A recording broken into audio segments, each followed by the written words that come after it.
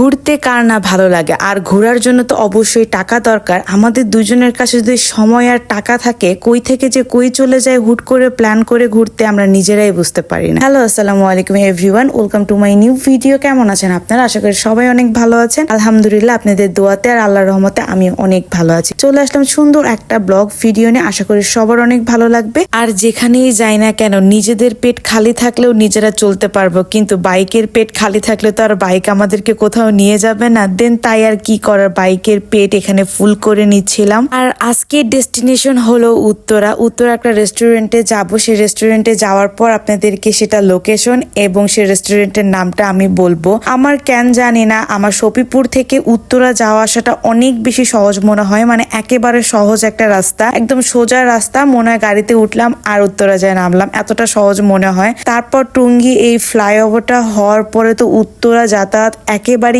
Easy হয়ে গেছে। আমি দিনে 10-12 বার উত্তরা যাতায়াত করতে পারবো, আমার কোনো প্রবলেম হবে না। মানে অনেক সহজ একটা পথ। আর আমার মাসে 2-1 বার উত্তরা যেতেই হয়, একটা কারণে যেতে হয়, বাট আমার সেখানে এমনি যাওয়া লাগে। আর সেদিন আমরা হুট করে প্ল্যান করলাম যে চলো আমরা উত্তরাতে যাই, যে কোনো একটা রেস্টুরেন্টে খাওয়া দাওয়া করে, আর কিছু কেনাকাটা করার ছিল।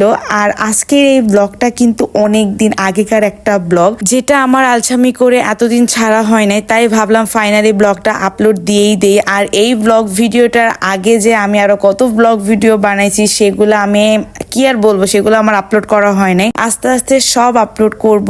আর এই ব্লগ ভিডিওটা যেদিন করছিলাম সেদিন আমি টুকটাক শপিং করার জন্য, কারণ সামনে বিয়ে ছিল, সেই বিয়ের প্রোগ্রামের জন্য কিছু কেনাকাটা করার জন্য গেছিলাম। আর সেই বিয়ের প্রোগ্রামের ভিডিও অলরেডি আমি আপলোড দিয়ে দিছি অনেক আগেই, বাট এই ভিডিওটা আমার আপলোড দেওয়া হয় নাই। ফাইনালি আপলোড করেই দিলাম। আর ফাইনালি আমরা চলে আসছি সেই রেস্টুরেন্টে। রেস্টুরেন্টের ভিডিও আর ফটো কয়দিন যাবতীয় আমার ফোনে খুবই সামনে আসছিল ফেসবুকে।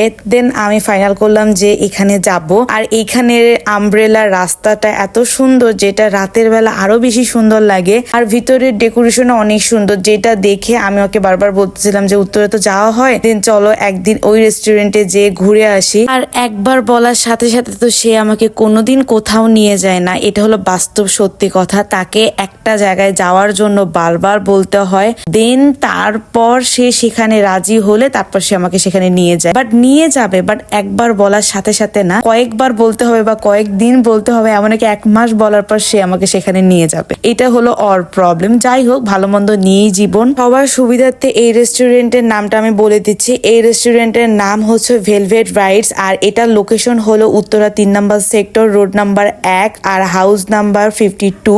সম্পূর্ণ রেস্টুরেন্টটা ঘুরে এখানে আমি বসে বসে বোতলে যে কি দেখতেছিলাম এত মনোযোগ দিয়ে, আমার নিজেরই এখনো মনে পড়তেছে না। আর আমরা বাঙালি ওয়াশরুমে যে ওয়াশরুমের মিররেও ছবি তুলতে বা ভিডিও করতে ছাড়ি না। এখানে আমরা অর্ডার করছিলাম চিকেন মোমো আর পিজা। এখানে চিকেন মোমো আর পিজার প্রাইস কত ছিল এটা আমার এখন আর মনে নাই। আর মেনু কার্ডের কোনো ভিডিও করা হয় নাই, যার কারণে আমি এগুলার প্রাইসটা বলতে পারলাম না।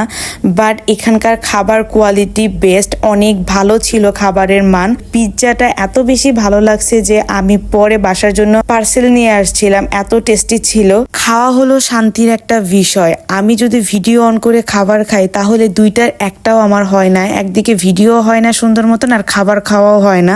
এদিকে পার্সেলের জন্য যে পিৎজাটা অর্ডার করছিলাম সেটা আস্তে আস্তে লেট হচ্ছিল বলে আমরা একটু বাহিরের দিকে ঘুরে ঘুরে দেখছিলাম। দেন এখানে পার্সেলের পিৎজাটা চলে আসছে। এখান থেকে বের হয়ে সোজা যাব রাজলক্ষ্মীর ওইখানে। রাজলক্ষ্মীর ওইখান থেকে টুকটাক কিছু কেনাকাটা করে তারপর বাসায় যাব। আর এই জন্য আসলে আমাদের একটু দুপুরের পরে আমরা রওনা দিছিলাম, কারণ এখানে আমরা কিছুটা টাইম ওয়েস্ট করে তারপর আমরা ওইখানে যাব। আমার মতন সব আপুদেরই কি এই প্রবলেমটা আছে কিনা জানি না। আমি যেখানেই মিরর দেখি আর যতবারই মিরর দেখি না কেন, আমার একটু ভিডিও আর সেলফি না তুললে কেন যাই না শান্তি লাগে না। আপনাদের এই প্রবলেমটা আছে নাকি অবশ্যই কমেন্ট করে জানাবেন। দেন চলে যাওয়ার পথে এই ছাদটার নিচে একটু ভিডিও করছিলাম আমি। মানে ভিডিও একটু না করলে কি হয়, হাজার হোক ভিডিওই তো করি আমরা, না তো ভিডিও তো করতেই হবে। আজকের ভিডিওটা এই পর্যন্তই। ভালো লাগলে অবশ্যই আমার পেজে লাইক, ফলো এবং শেয়ার করে পাশে থাকবেন। আল্লাহ হাফেজ।